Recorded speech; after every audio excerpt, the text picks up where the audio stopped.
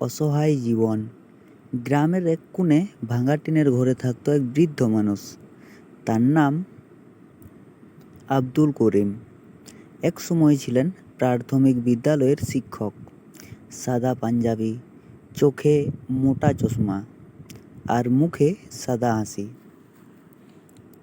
এমন মানুষটিকে একসময় গ্রামের সবাই করিম স্যার বলে চিনত। কিন্তু সময় বদলেছে।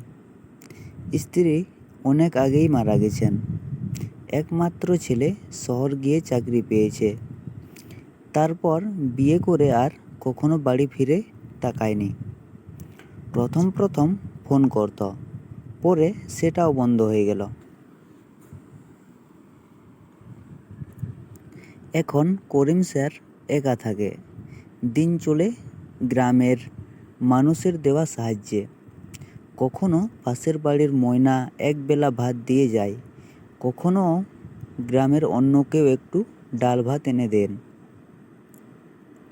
একদিন বিকেলে করিম স্যার পুকুর পাড়ে বসে সূর্যাস্ত দেখছিলেন। তখনই পাশের স্কুলের কিছু বাচ্চা ছুটোছুটি করতে করতে তার কাছে এলো। চাচা, আপনি নাকি এক সময় মাস্টার ছিলেন? করিম স্যার মৃদু হেসে বললেন, হ্যাঁ বাছা, অনেক দিন আগে তোমাদের মতো ছেলে মেয়েদের পড়াতাম।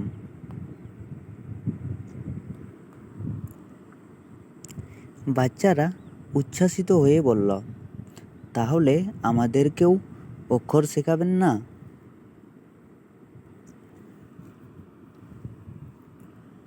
সেই দিন থেকে করিম স্যার আবার শেখানো শুরু করলো। মাটিতে কাঠি দিয়ে অ আ ক খ লিখে বাচ্চাদের পড়ান।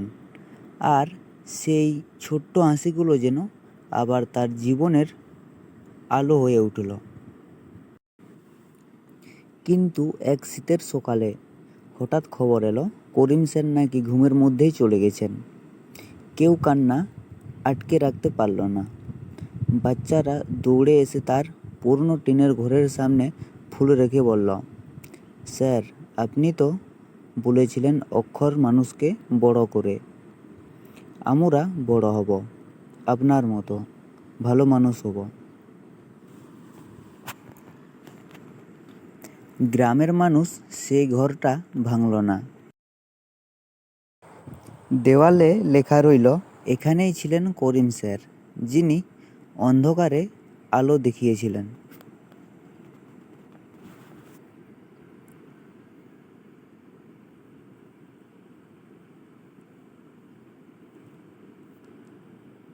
তো বন্ধুরা, এই গল্পটি আপনাদের যদি ভালো লেগে থাকে তাহলে অবশ্যই ভিডিওতে লাইক করবেন এবং চ্যানেলটিকে সাবস্ক্রাইব করে পাশে থাকবেন।